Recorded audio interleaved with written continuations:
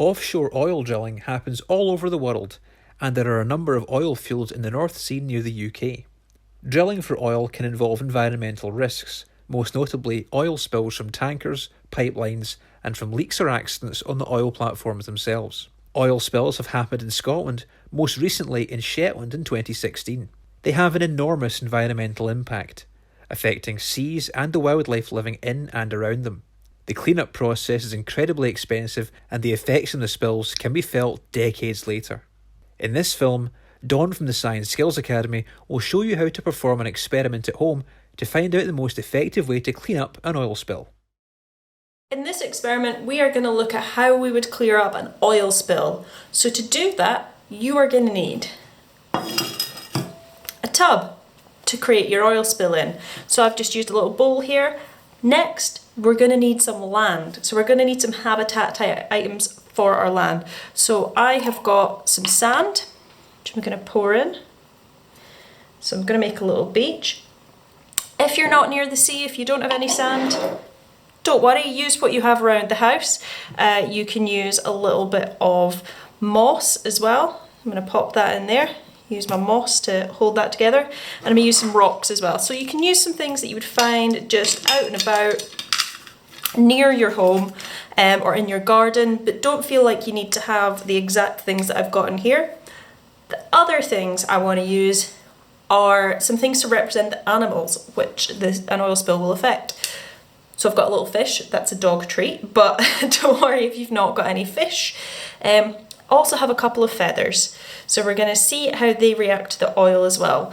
So you might find them just out and about on a walk. If you can find some feathers, brilliant. If not, any bit of kind of fluffy, furry material will do as well. Next up, we need our water. So I have got a mug of water here. I'm going to pour some in. There we go.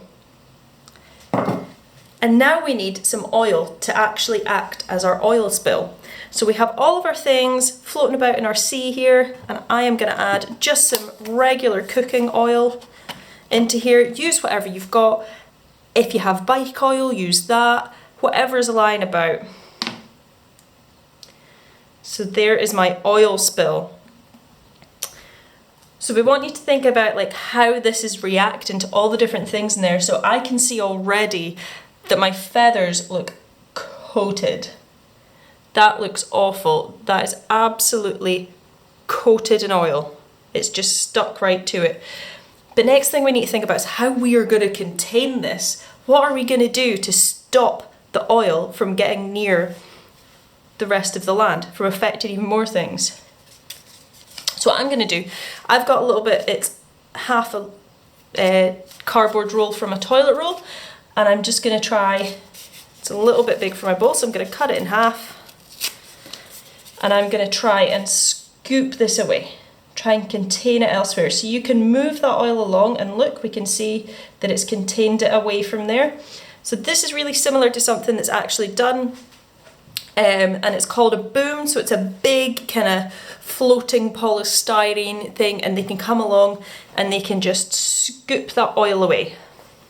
Obviously, once you've done that, you still need to get rid of it.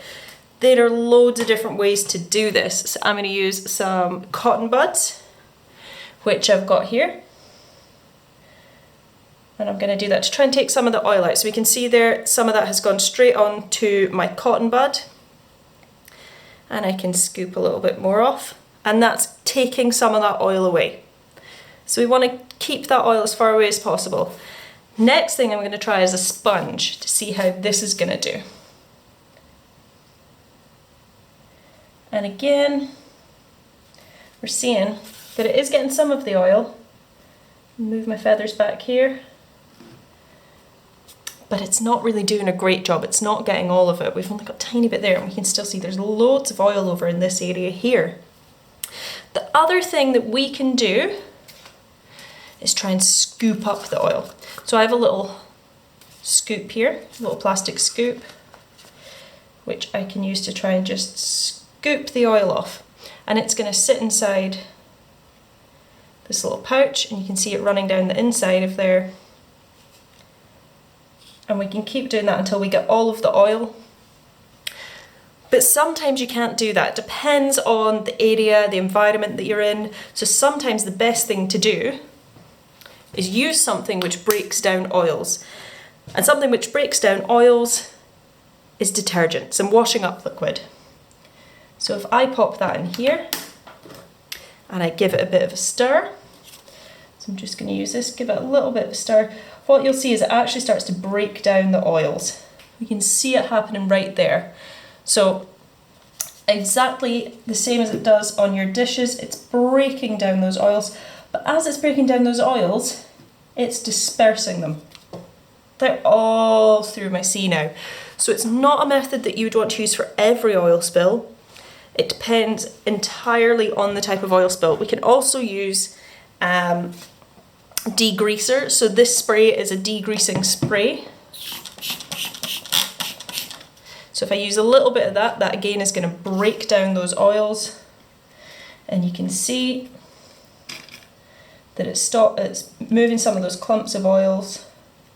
We're not seeing the big blobs of oil that we had before.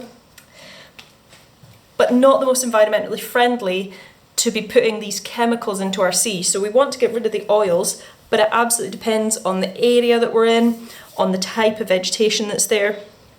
Loads of things have reacted differently.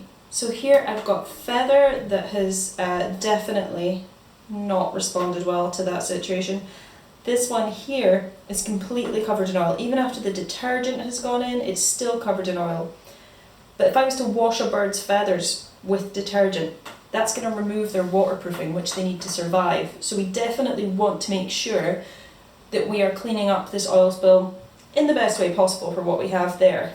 So we have got our moss here as well, that's ended up with some oil and detergent in it. Our stones are okay actually, our stones have survived fairly well.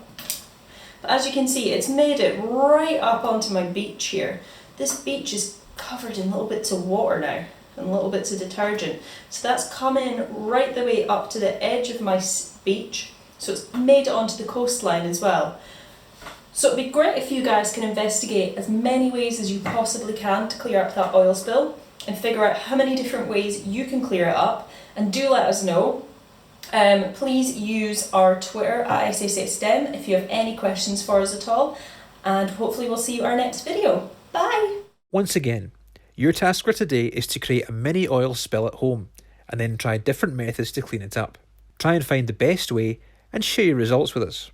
If you'd like to send us a picture of your oil spill or share your findings, please ask your parents to email newton.rooms@hient.co.uk, or alternatively, you can post the picture on Facebook or Twitter and tag @SSA STEM.